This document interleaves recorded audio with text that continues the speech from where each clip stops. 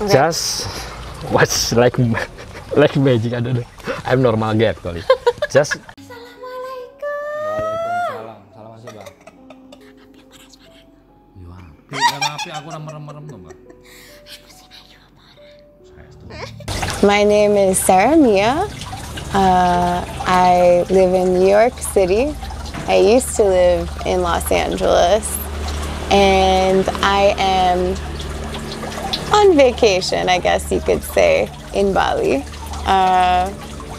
We're in Ubud tonight. We're having a nice time. We're talking about supernatural occurrences. You know, the kind that you don't really know what to do with, and you tell them to some friends and they believe you, and maybe others don't, but for the most part, you know it happened, right? There's an emotion, there's a feeling, and there's a realism and a magic to it. I think that what's the most real is the way that you feel physiologically, so the way your body responds to whatever vision or spirit you encounter.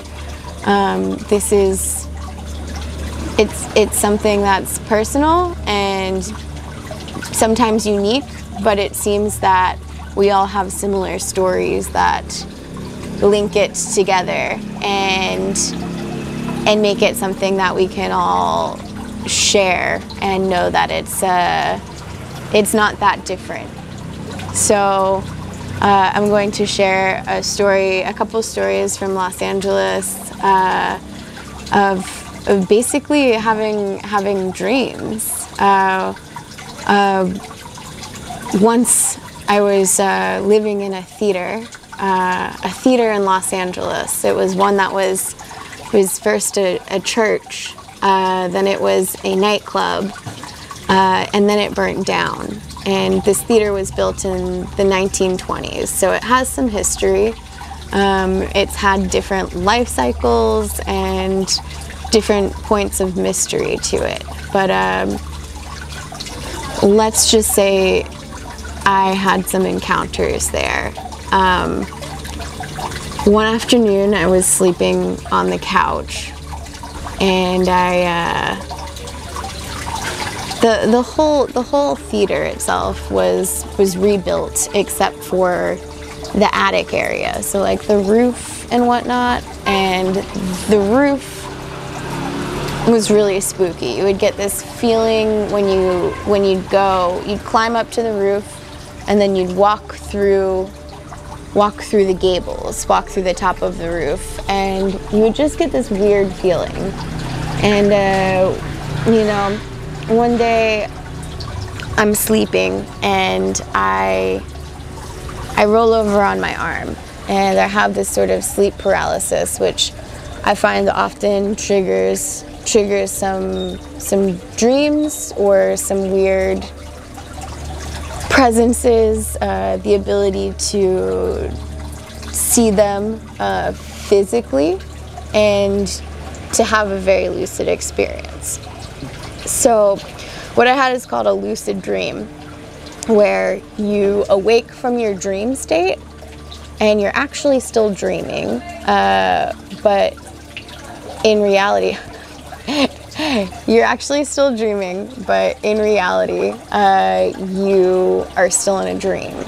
So if you're in a lucid dream, you could wake up from the lucid dream and still be dreaming. And this happened to me several times, specifically with a spirit that came out of the roof that I mentioned before. So sort of like this old area that has a lot of history in this building. And you know, I'm asleep on the couch, and this, I would say, a feminine presence came out of the roof and crawls down a set of stairs.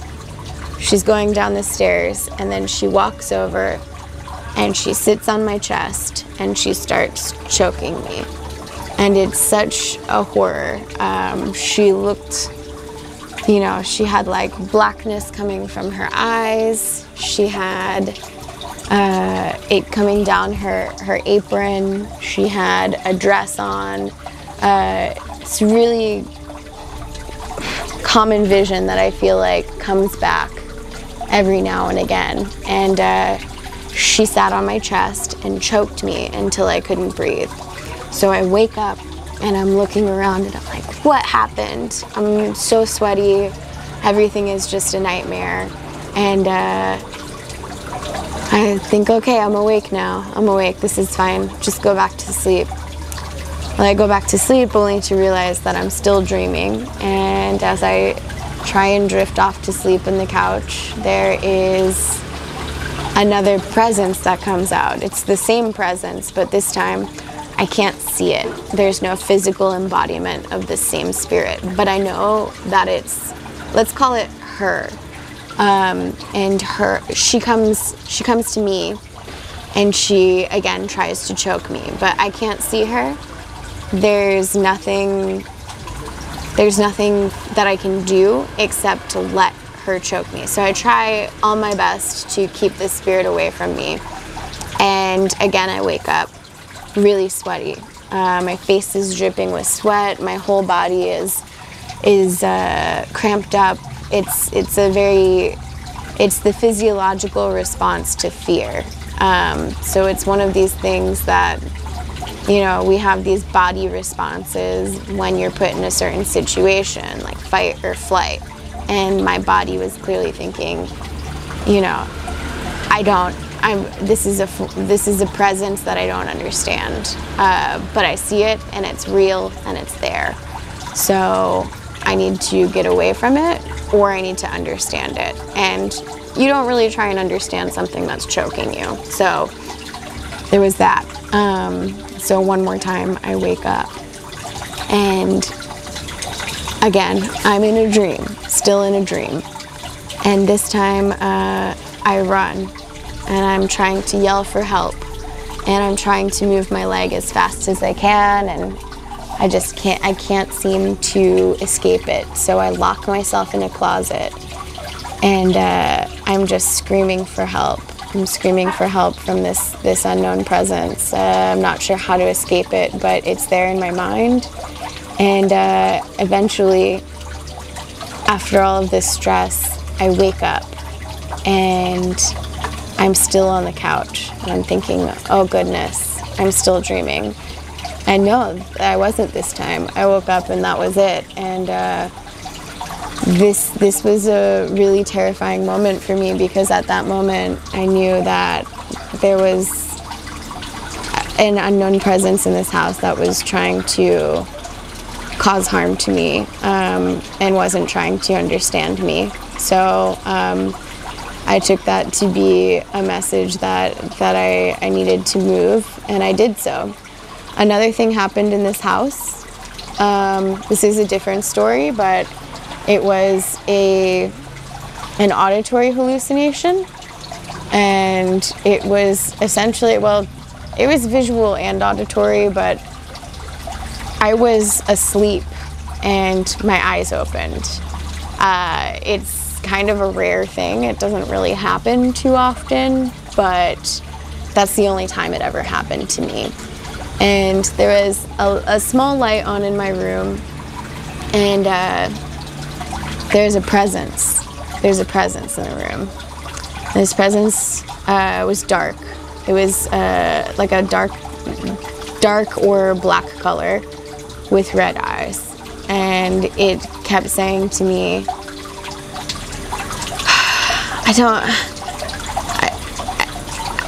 I don't remember exactly what it was saying to me actually, but it was just terrifying. And I woke up, and again, sleep paralysis, right? So I'm sitting there and I'm sleeping on my arm, and I've essentially cut off the blood flow in my arm. And this, I find, triggers my most terrifying dreams, is when I'm sleeping on the side like this, and the blood flow is cut off from the arm, and then it throws me into a bad dream, or it throws me into a place where I encounter figures or spirits or entities that I did not see in my waking life.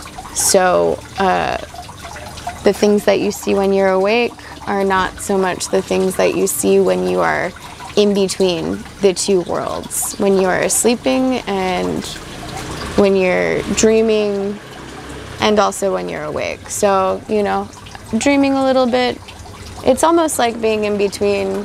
For me, I like to think of it being in between being alive, like life and death, right? You're in the spirit world. You're in this plane where you can see other things that exist. And sometimes they're positive, and sometimes they want to help you, and they're coming to help you and to lift you up. And other times they're not. Other times they're more threatening presences.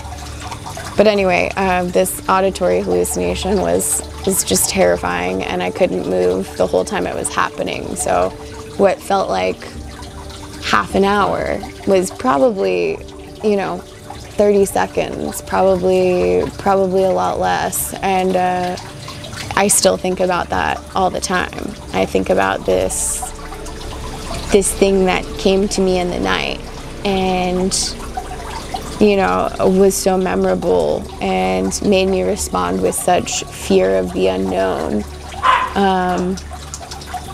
and also feel like it was a threatening energy without having to say anything.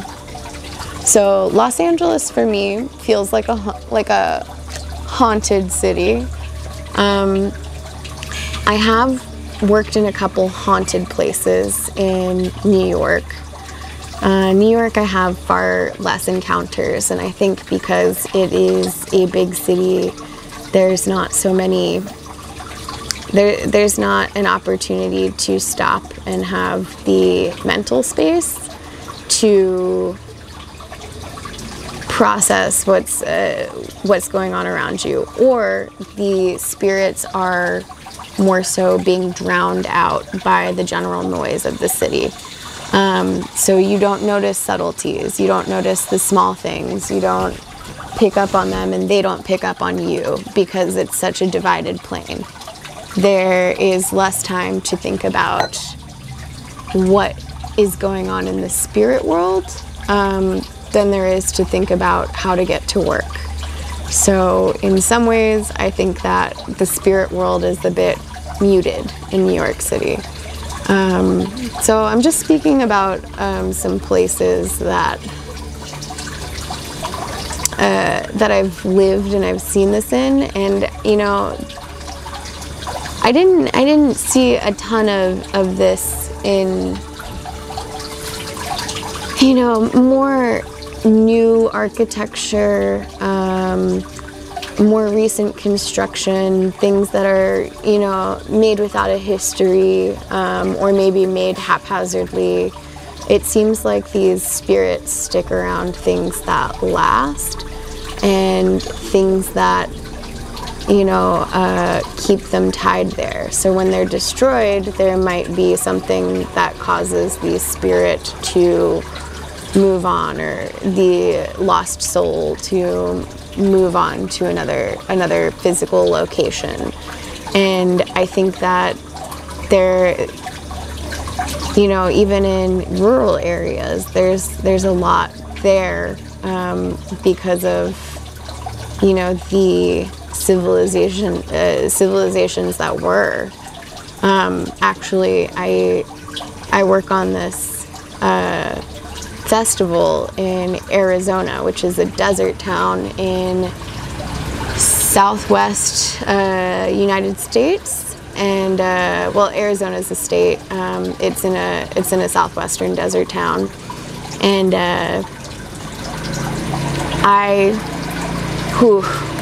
this is a weird one. It almost makes me uncomfortable thinking about it. so I found out that we throw this festival and that a whole community has been erected on what are ancient Hopi burial grounds.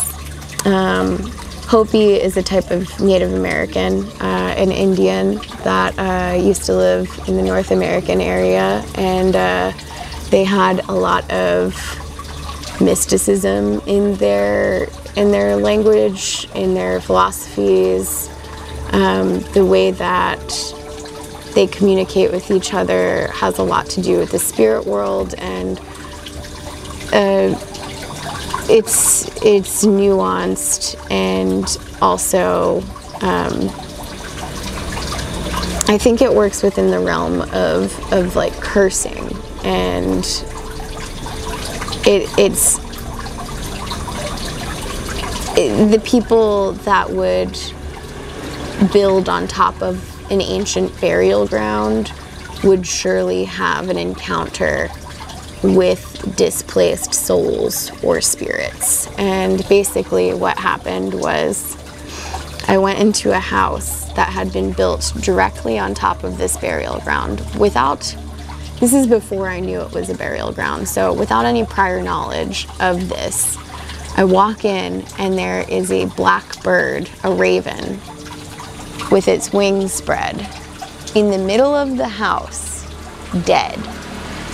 And it is one of the most terrifying, jarring sights I've ever seen, because there's no way that bird could have entered.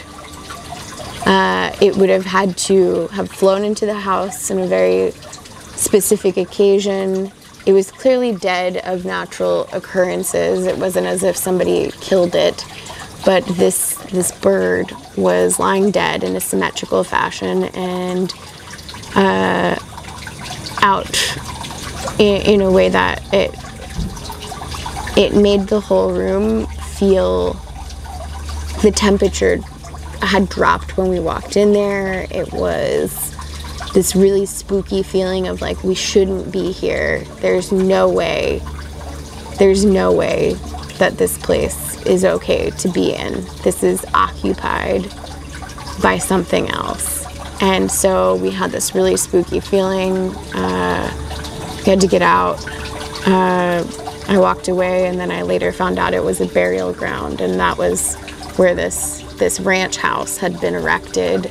And they knew it. They knew that they were building on top of a burial ground. So the myth that goes with this is that, well, not myth, but story, is that in the 70s they started building this community and had an idea about, we think this is a perfect space to build, let's just do it. And they start excavating and start finding skulls and start finding bones.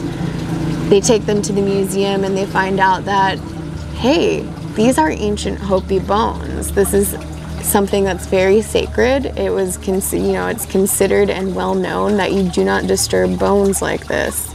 And after the dead were disturbed, it was considered to be cursed. So there's a lot going on there. But as soon as we had these feelings, and then the knowledge of all this was more of a confirmation of the feelings that we were already having. So, it's sort of, we say the juju was bad, and it was just a really memorable feeling. Another time I worked in a children's hospital. It was a Halloween event. Halloween being a sometimes scary holiday in the US. You guys have Halloween here? Sometimes. Halloween's like a spirit day, and that's what it started out as. But now people dress up in costumes and do their own thing. It's quite happy. There's not really a spooky element to it. If it's spooky, it's a joke. And this was not that. It was a children's hospital where people died in the 1910s and 20s. This is in New York, and it was our venue for yet another festival. So it was a place that, you know, people had passed away, probably in pain, probably involuntarily, probably very young. And some of these energies, it was confusing because it wasn't particularly wrong to be there. It didn't feel wrong, but you could tell that there were other things or some sort of unfinished business. There were other entities wanting to say something to you. You know, a light would flicker in a room, or you would walk down a hallway and hear a creak. And this is a really, you know, it was an old building, and some old buildings come with these characters. You know, they have squeaky water pipes. They have just facilities that make it seem spooky. This wasn't spooky. This was, you could feel that there were other souls in this building. You could feel that there were other things that they needed to say, that they wanted to be heard, and they were playful and sad. And that was probably the only time I've had an experience where I didn't feel, you know, like you have a supernatural occurrence. You have an occurrence that you can't really explain. This was a really kind of positive one, and I think it's because it was, you know, it was probably a child's spirit, or, you know, many different ideas of what was going on, and that could be really playful, and that could be, you know, really sad, but it's less about being tormented or having unfinished business so much as being a young soul stuck on a certain plane. And that's kind of what it felt like to be there. So yeah, it was spooky. It was definitely spooky, but that wasn't a bad memory. And what was the other one I was going to say? Oh yeah. Oh, can I tell one of a friend of mine? Yeah? Okay, so my friend just moved into this house, and he's been having a problem, and he says, I need to go to the allergist. I need to go to the doctor. I need to have tests run. I don't know what it is, but I'm in poor health and I can't explain it. It's like I have this really bad feeling when I go into my house. I don't know what to do. And, you know, I come into town and I see the house finally, and I say, wow, this is such an old house. I actually know this neighborhood. This is a very old house, like built in 1901.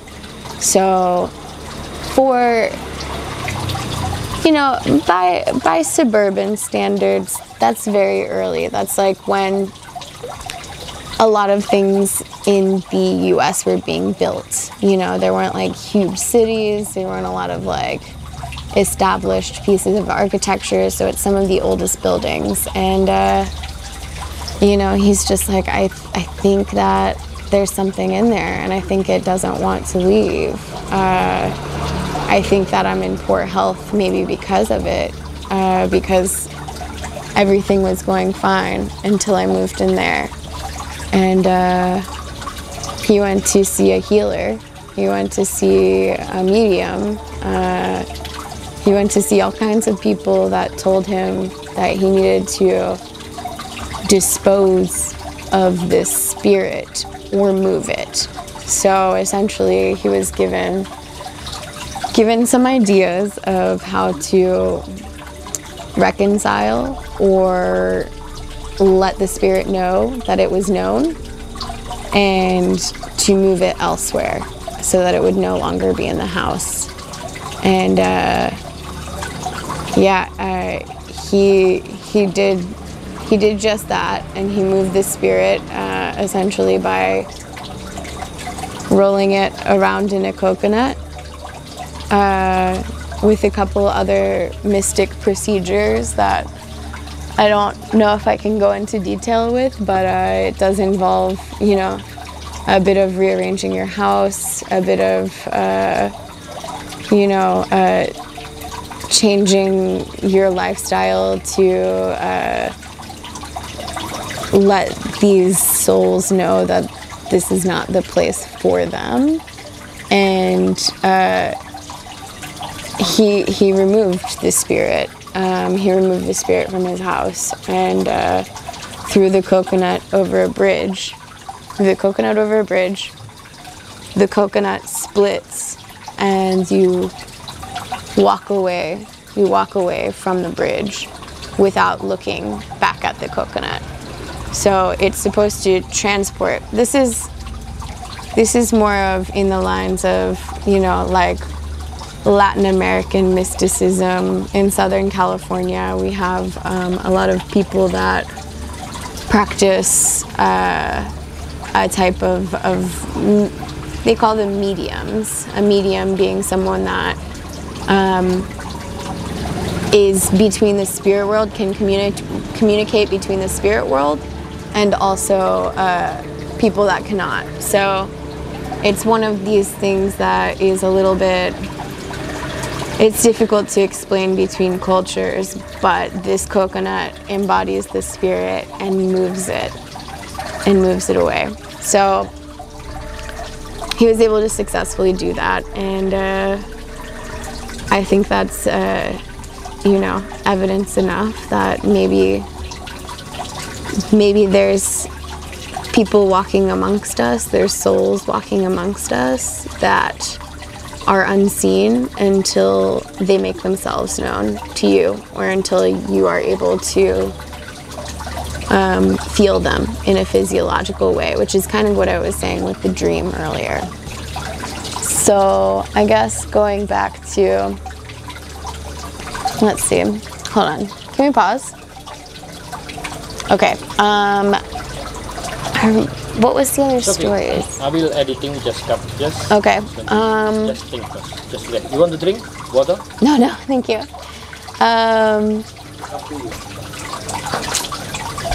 What was the other ones? Oh yeah. Okay. So another one, and this doesn't involve children, but it does involve someone that died too young, a baby. And this is, so I stayed in an Airbnb also for work in California. The house was built in 1921, and obviously there was a lot of development around that time, so I don't know what happened. A lot of people went out to California and also died going out there at this time. They were trying to... Is it recording? Yeah? It's okay. I mean, I just looked, I was like, oh no, the light's not on. No. I said all of that, let's re-record. So we check into this Airbnb, and there's just a weird feeling. I walk in, the lighting is low. There are mirrors placed in really odd spaces. I've known mirrors to create portals for the spirit world. This is kind of common belief that if you have two mirrors that face one another, this is a portal for spirits to enter and leave this realm. I lived in a house, actually, it's a whole other story, but this happened, where we caught what we thought might be spirits on film. Spirits or souls, but it was independently moving little light bursts. It wasn't dust, it wasn't a lens flare, it wasn't a trick with lighting, it was independently moving white glowing orbs. And this is, it was terrifying. It was actually terrifying. They were positive energy, but there was a big closet in the hallway. Not in my room, it was in this room that no one ever goes into. Two mirrors facing each other, and you would just get the creepiest feeling walking past there. It would send shivers down your spine. It would, it was just not a good feeling. Definitely uneasy. So we're talking about mirrors as portals, and basically what I was saying was I lived in a house before. It had a very spooky experience with that, and the story I was in before that was this Airbnb. It was an Airbnb in Los Angeles, and the first moment we walked in, these mirrors were placed in really odd places. There were some old paintings in there, really odd vibe in general, not just aesthetically, but weird choices, weird little openings in the floor, weird historical relics that seemed like they could hold a lot. And I stayed in this house for 3 days for work. Someone else booked it. It was, you know, it was odd. And I had this feeling the whole time. None of us, we all agreed that it felt weird. We couldn't place a finger on it, but we used the word haunted. We said there's something else here. There was an attic room also, so another attic that probably hadn't been renovated or hadn't been changed in years and years. And you walked up a very steep set of stairs to a single twin bed in the attic with just one lighting source. And you get up there and just have the weirdest, you know, like chest contraction almost, like something has grabbed your heart and just is squeezing it. So no one slept in this room. No one slept in this room at all. We just said, okay, like I'll sleep in the bed with somebody else, and we'll respect that space because we don't need to disturb it. We're here. We have to be here.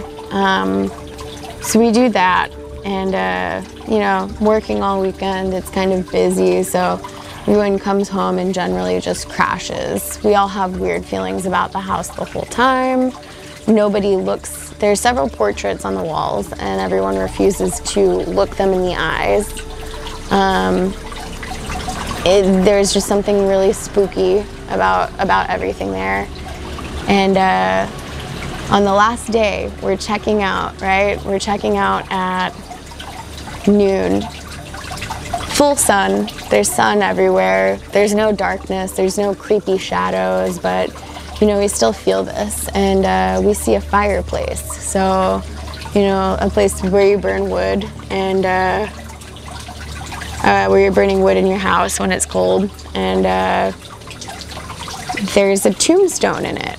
And we hadn't noticed this before because there is a painting in front of it, intentionally. So basically there's a chimney area where you put the wood right here, and this is all cement. And then there's a painting in front of it. And in the area where you put the wood is just a tombstone, a grave marker for a child. And it says something like 1850 to 1850. So this child lived to be like 3 months old, and it is, you know, it's a baby's tombstone. So it's essentially one of the saddest things that you could see. And we kind of realized that, like, maybe something had happened here, maybe there was more to explain for the house. Then we were thinking something sinister, and it turned out that maybe that was the item that was holding more weight and feeling spiritually, or something. We're still not really sure how to explain it, because how can you really explain, like, the soul of a 3-month-old child? It's a soul, but it doesn't have intention, and it can't be malicious. It can't have good or bad. it's just lived long enough to exist. So it's here and we're not sure what to do with it. Anyway, so that was another scary one. It was spooky more so than scary, but yeah, that one was it was a surprise, because you want to think, when you think of something sinister, you don't think of a baby, you don't think of, you know, and you think of a soul looking for something else. You don't think of something that could just exist on this plane out of pure coincidence. So maybe it's stuck. Maybe there's no way out. Maybe that's the sort of purgatory or limbo or plane it must exist on. We'll never really know. Let me think. Okay, so I'll talk about this, what happened down here, okay? So, yeah, so I'm in Bali and I'm staying also in an Airbnb. It is not spooky. There's nothing spooky about it. It's very lovely. Shout out to Bata Bata Guest House. Thank you for having me. I had another dream. The first night I was here, and 2 a.m. yeah? Yeah, around 2 a.m. I had this dream around 2 a.m. Well, actually, I woke up at 2 a.m. I woke up at 2 a.m. So, you know, dreams happen pretty quickly, but I had a dream, and there were just these claws in my side. There were these claws, these nails right here. And I woke up because of the pain. I honestly cannot remember where they were coming from, but I think that's the point. I was in a dream scenario. I was in,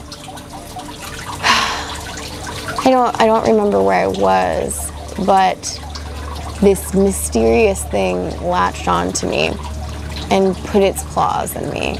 And I felt real pain, and I woke up because of the pain. And that, you know, at this point it's not unique. At this point I have had like several types of sleep paralysis where I can feel, again, it's the physiological response. It's your body's response to something that's happening in a spirit world, in a non-terrestrial world, in, you know, not on this earth, you know, it's somewhere else. It's, or maybe it is on this earth and it's just existing in a space that we don't see it. And I think that it's pure coincidence that it has happened in Bali, because this clearly happens to me all the time. You know, sometimes I feel like it's because I'm, you know, having sleep paralysis. Sometimes I feel like it's because I've encountered a place that has a lot of history. Sometimes I feel like it's, you know, inescapable, or like something is trying to tell me something, like something is trying to get a message across. And I didn't ask for that, but that feeling or that sense of there being something else comes to meet you, and I don't think it's unique. I think a lot of people experience the same thing. I think a lot of people, you know, will have similar stories, and I think, you know, like people talk about this place as being something that has like a magic to it, both good and bad magic, and I think that it's something that probably exists everywhere, and that Bali is historical and, you know, has had films made about it, that sort of lend to this, you know, how do you say, like, it qualifies it, it confirms it, it helps people use that as a reason to say, no, this only happens in Bali. No, this is something that is unique to our experience here, when It happens everywhere. We all have encounters with the spirit world, with other souls, with something that's unexplainable, and we just aren't going to know until it's a science. So until they offer a degree in the spirit world, I don't think we'll ever really know where it comes from. It will all be in our head, and it will all be how much you're willing to meet those ideas and those feelings, and also those physiological responses with your own confirmations or with your own ideas for what they represent and what they are trying to tell you. Is there anything else I should say? It's pretty good? It's okay? Is that enough? It's up to you. You want to continue or it's enough? No, I think it's enough. I'm trying to think if I have any other stories. Soon the last maybe you can tell about suddenly we meet. Say what?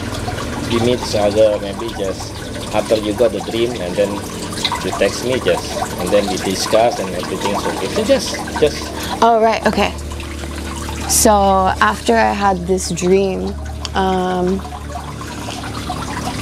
actually my friend texted me. You want me to say your name? Gadu? I want to make sure I pronounce it correctly. Gadu? Yes. Gadu. Gadu.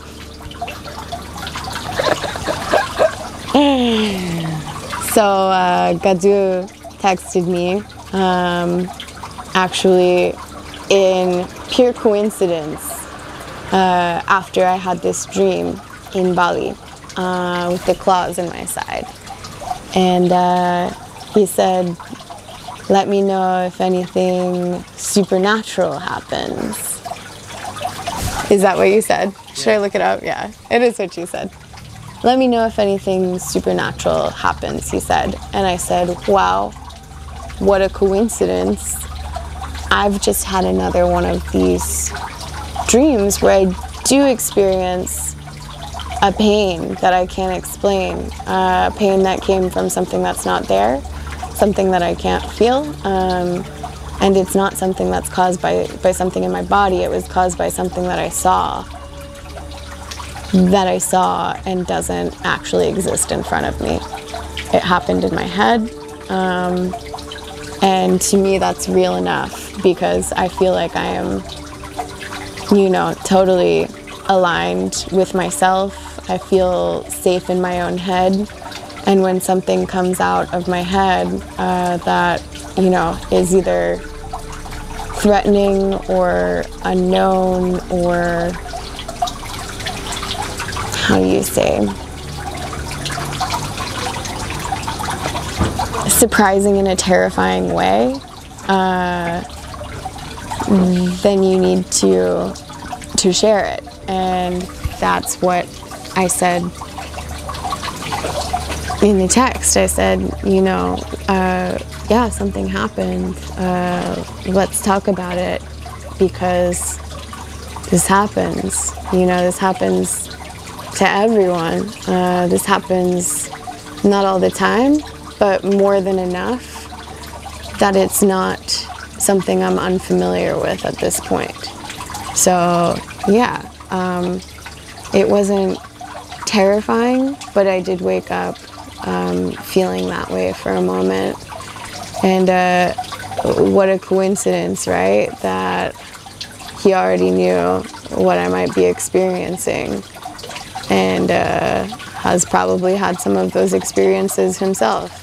So, he's told me a lot more about his experience with the spirit plane, and also the way he manages those relationships to keep a cool head, to understand himself, and the way that the lost souls, if you will, on this planet might encounter us as human beings in the terrestrial or earthly realm.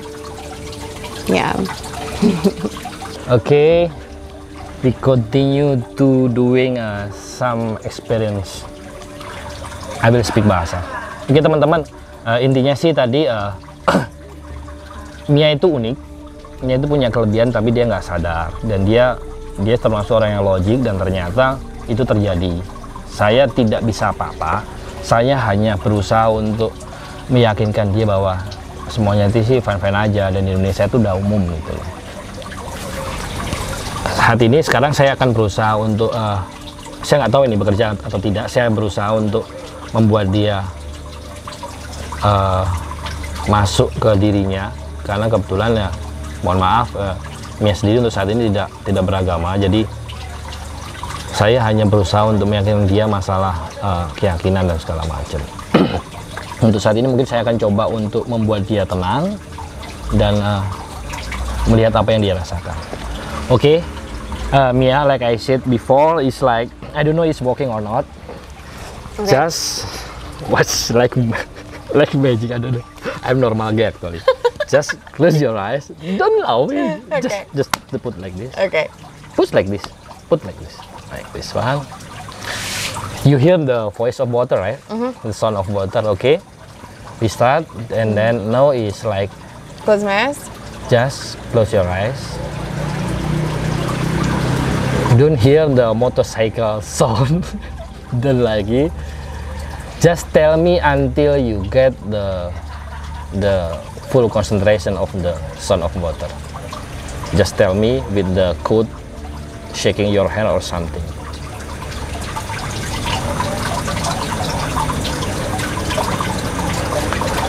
Okay, Mia, now I start to close my eyes. I try to transfer my energy to your body. I just want to find what happened with your soul deep inside of you. Just looking for. Keep quiet, keep silent. Try to hear the sound of water. And I start to silent. Just tell me if you feel something. We start from now.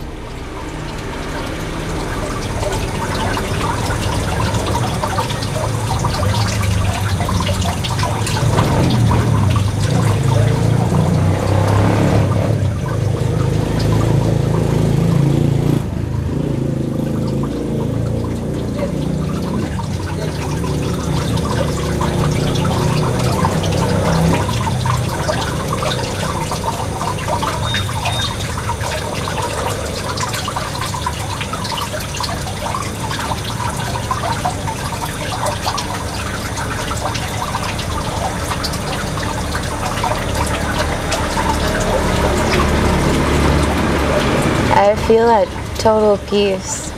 Okay, just please continue. Be relaxed. Just go deep inside to your soul.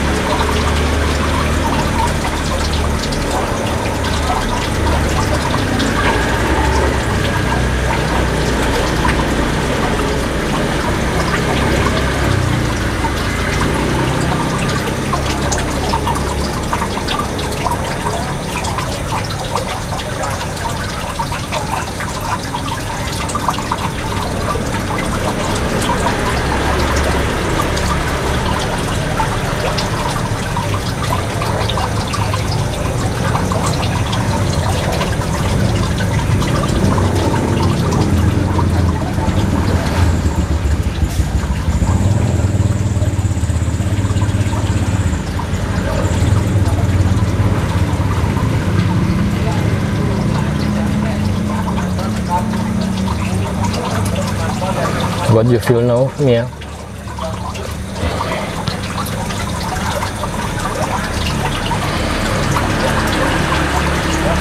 I feel like I may awaken as a snake. Okay. I'm not kidding. When I open my eyes, I feel like, I don't know, with my eyes closed, I feel like there's no tension in my body, like I don't have human bones,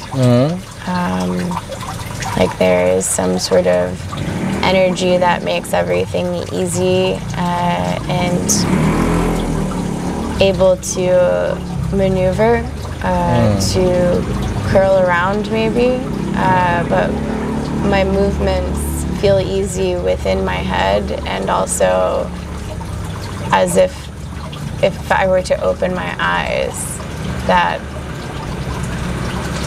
they would be the same kind of easiness, kind of smoothness.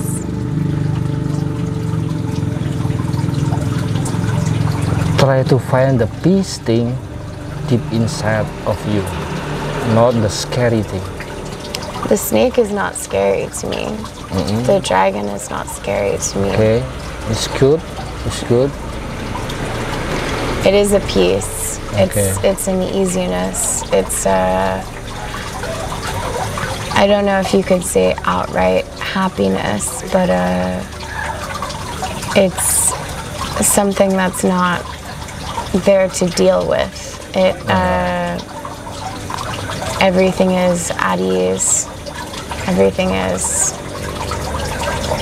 okay. Okay, no, I think it's enough. Just open your eyes. Gaduh! Dragon. I'm a snake. But I just want to explain like this, Okay. Mia. If you think a snake or dragon or something is make you like, you think it's good thing, just follow it. Just if you had a bad experience or something like last night, just close your eyes, just think of that. Think To of make the it- bad experience? Yeah. Okay. Okay. Just make you peaceful until because you are actually you got the like gift lah from the God. I don't know how to say. It's like Kifla. gift from the God, but is you cannot control it. No, Okay. I don't know how long or how next in the future you can control it, but it will happen. It will happen. I don't know, maybe after 40. After 40. But it's a good thing for you. Maybe from that, it's time for you to help other people, to help everybody near from you, to make you peaceful, Okay. to make you comfortable. So I'm going to focus on the dream I had Yep. 2 nights ago Yeah. and how I would like to resolve that. Okay. Okay. Okay. You look tired now. Thank you very much, You look Mia. tired now. No. Thank you very much, teman-teman. Kita sudah aja kan sudah malam. I said it's like it's already night. And Mia capek in Indonesia. Capek is tired. Capek? Capek. Capek. Capek. Capek. Mia udah capek. Terima kasih. Don't forget to subscribe. Lapor dulu. Miring. Gini in Bali, no. Indonesia is jangan lupa. Jangan lupa. Jangan lupa. Jangan lupa. Don't forget. Jangan lupa. Jangan lupa. Subscribe Lapon Delok. Subscribe Lapon Delok. Like, comment, and share. Thank you, Mia. Thank you very much. Yeah. Hope you enjoy your holiday, your vacation. Vacation indeed. See you next time in East Java or Central Java. Central Java. Central Java. Yeah. We go to Borobudur ya, to Jogja. Borobudur. To see the haunted house. My haunted house. No more haunted houses, No more haunted please. No more haunted houses. Oke teman-teman, itu aja. Terima kasih buat semuanya, buat Mia juga. Thank you very much. Itu aja, udah malam, kita pamitan. Wassalamualaikum warahmatullahi wabarakatuh. Ya, thank you ya.